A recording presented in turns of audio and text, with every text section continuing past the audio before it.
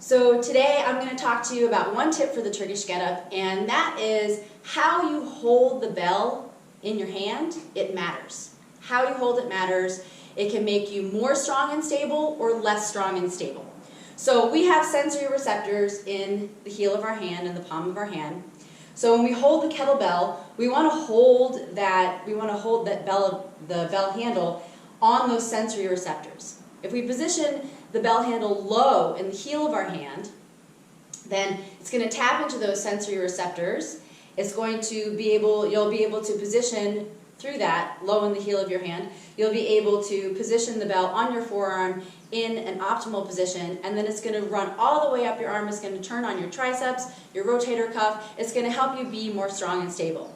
So what I see people doing instead is I see people a lot of times when they're first learning the Turkish get-up, they hold the bell really high up. So like for me, that would be like where this row of calluses is here on my hand, like really high up on the hand, so not in the heel of the hand, okay? So really high up. And you'll see my wrist is in a little bit of extension, and it makes it really hard to get a neutral wrist in that position.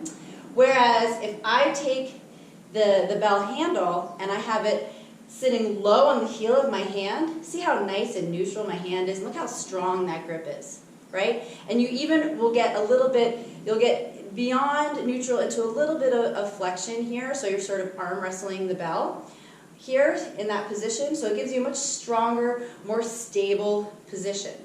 And with this position, it's going to help you to feel like the bell is an extension of your arm. So that's going to help the Turkish get-up a lot. So you don't want to be up here, high in the hand. You want to be low in the heel of your hand.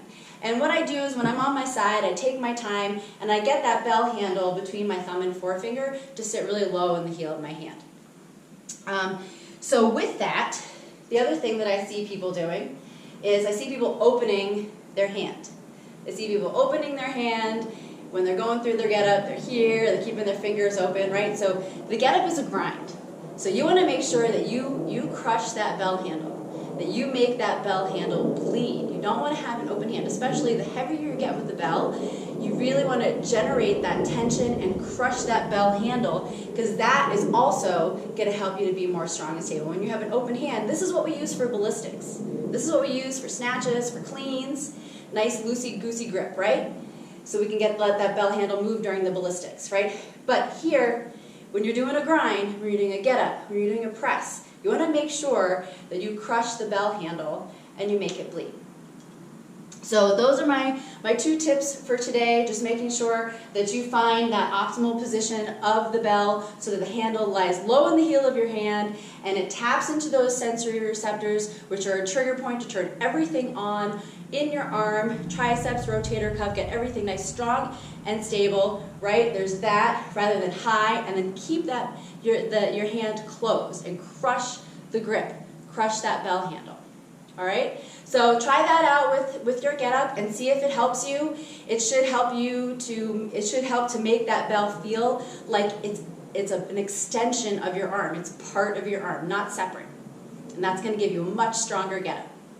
All right, so that's it for today, and I'll be hopping on live again real soon. And again, if you are in Boston or Seattle or nearby, or you want to travel, please come to my Women's Strength Workshop, I'm Not Afraid to Lift, May 18th in Boston, June 8th in Seattle. Links are in the bio to sign up.